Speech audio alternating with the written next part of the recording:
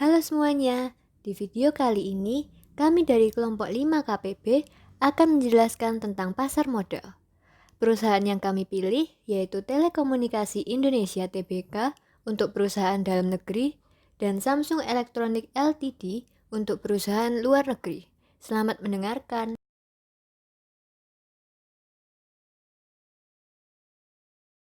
Pengertian pasar modal. Pasar modal merupakan kegiatan perekonomian yang berhubungan dengan perdagangan umum efek-efek. Bisa dibilang juga surat berharga atau saham. Efek-efek tersebut diterbitkan oleh perusahaan go public dan juga lembaga profesi yang berhubungan dengan perdagangan efek tersebut.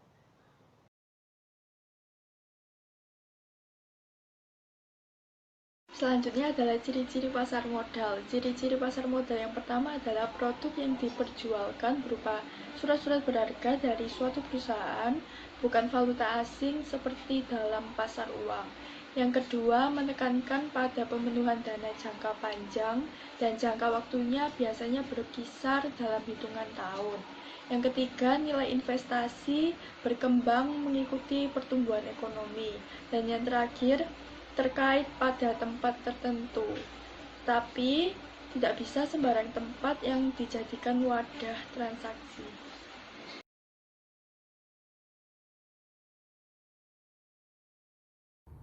Fungsi dari pasar modal yang pertama sebagai sarana penambah modal bagi usaha, yang kedua sebagai sarana pemerataan pendapatan, yang ketiga sebagai sarana peningkatan kapasitas produksi, yang keempat sebagai sarana penciptaan tenaga kerja, dan yang kelima sebagai sarana peningkatan pendapatan negara.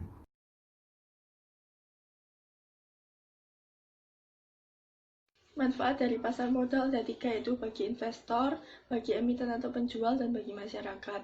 Yang pertama, manfaat bagi investor yaitu menanamkan modal guna untuk mencari keuntungan, kemudian dikelola secara profesional maka bisa meminimalisir resiko, mencari keuntungan dan dividen. Yang kedua, manfaat bagi emiten atau penjual yaitu sarana dalam mencari dana segar, meningkatkan produktivitas, dan mempermudah perusahaan untuk ekspansi usaha. Dan yang ketiga, manfaat bagi masyarakat yaitu menambah lapangan kerja, merasakan manfaat dari produk dalam perusahaan, mempermudah untuk mencari barang konsumsi, dan yang terakhir, membuka kesempatan bagi masyarakat yang mau berinvestasi.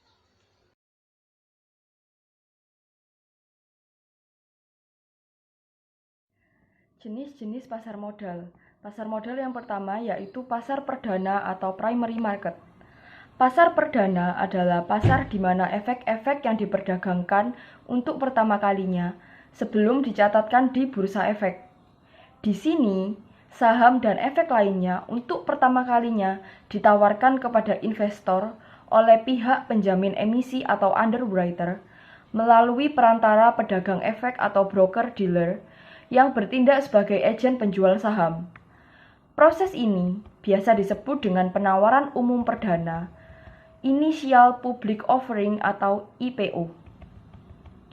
Harga saham yang dijual pertama kali ditentukan oleh perusahaan atau emiten dan penjamin emisi yang didasarkan pada analisa fundamental perusahaan.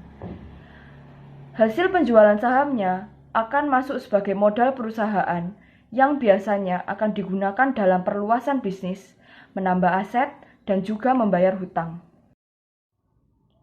Jenis pasar yang kedua adalah pasar sekunder.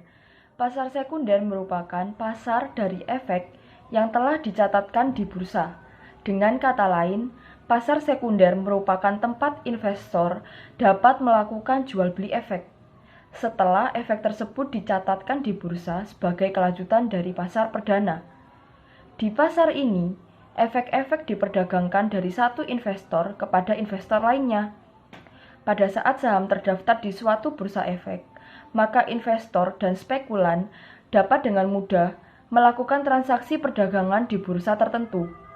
Harga saham terbentuk oleh tawaran jual dan tawaran beli dari para investor, yang disebut sebagai order driven market. Hasil penjualan saham biasanya tidak lagi masuk ke perusahaan, tetapi masuk ke para pemegang saham. Jenis pasar modal yang ketiga adalah pasar ketiga atau third market. Pasar ketiga disebut dengan OTC atau over the counter. Adalah sarana transaksi jual beli efek antara anggota bursa atau market maker serta investor dan harga dibentuk oleh market maker. Investor dapat memilih market maker dengan harga terbaik. Para market maker ini akan saling bersaing dalam menentukan harga saham, karena satu jenis saham dipasarkan oleh lebih dari satu market maker. Jenis pasar modal yang keempat adalah pasar keempat atau fourth market. Pasar keempat adalah sarana transaksi jual beli antara investor jual dan investor beli tanpa perantara efek. Pasar keempat hanya dilaksanakan oleh para investor besar, karena dapat menghemat biaya transaksi daripada jika dilakukan di pasar sekunder karena dapat menghemat biaya.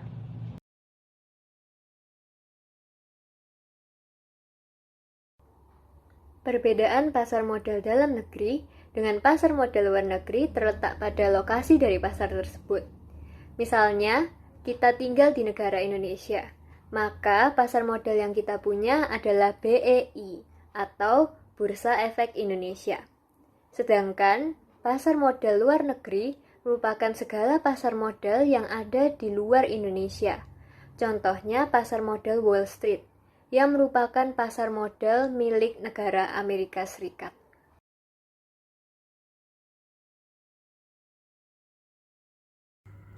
Saya akan menjelaskan contoh pasar modal milik negara, yaitu Telkomsel. Telkom sekarang menempati posisi kapitalisasi pasar saham terbesar untuk perusahaan badan usaha milik negara atau BUMN di Bursa Efek Indonesia. Ditujukan oleh transaksi yang aktif, harga saham yang signifikan, dan memiliki fundamental yang sehat. Dalam tahun 2016, Telkom juga meraih berbagai penghargaan untuk kinerjanya di pasar saham, baik domestik maupun internasional. Telkom mendapatkan penghargaan ini karena dinilai konsisten dan mampu menunjukkan kinerja yang baik. Dengan kinerja yang baik dan perspektif, maka diharapkan dapat terefleksikan pada peningkatan harga sahamnya sehingga akhirnya dapat meningkatkan minat masyarakat untuk berinvestasi di pasar modal.